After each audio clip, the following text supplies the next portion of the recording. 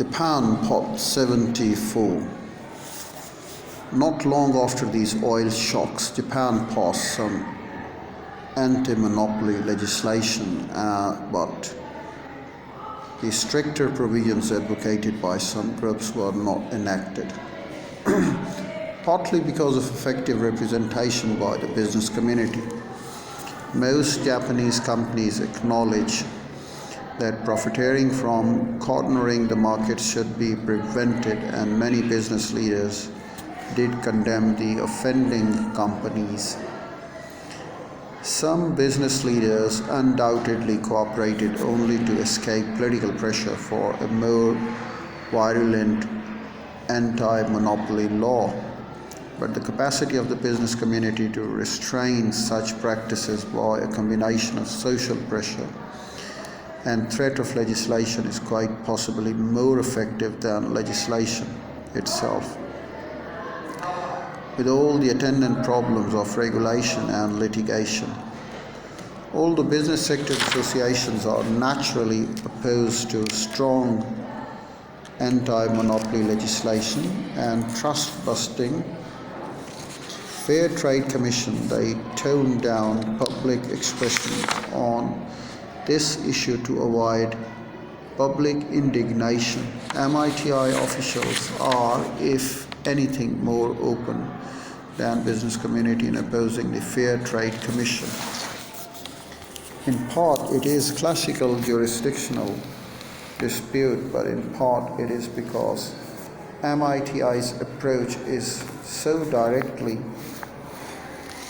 contrary to that of the Fair Trade Commission.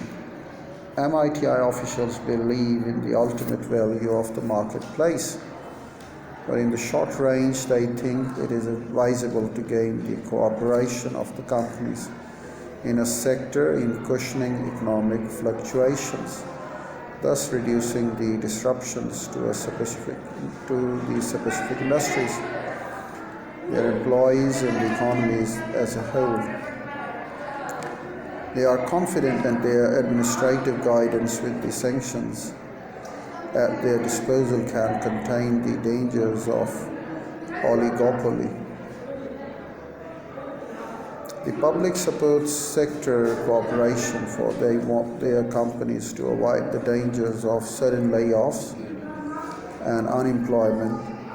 Furthermore, both the bureaucrats and the public believe that improvement of safety, pollution standards, as well as the economic prosperity requires sectoral cooperation. The foreigner is struck with the paradox of extraordinarily competitive relations among firms in a single sector whose leaders nonetheless genuinely enjoy each other's company when working for the sector as a whole.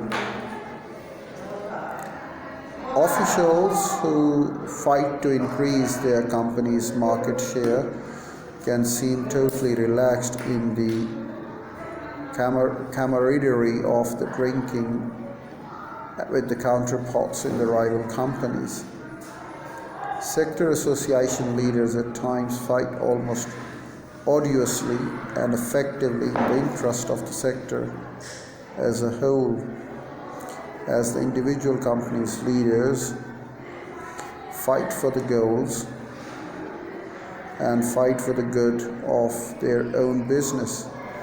Indeed, they cannot understand how Americans can keep their individual companies abreast of modern developments without the kind of cooperation that American antitrust practice forbids. Cooperation within the Zaibatsu and non-Zaibatsu group is even easier when within a sector association, for companies have many business interests in common and few in competition. The Zaibatsu groups date back before World War II, when a holding company at the top of the Zaibatsu had direct control over the range of Zaibatsu-related companies. In the post-war period, holding companies were were outlawed and dispersed by the occupation. And even after regrouping, the companies are much more independent and group ties weaker than before the war.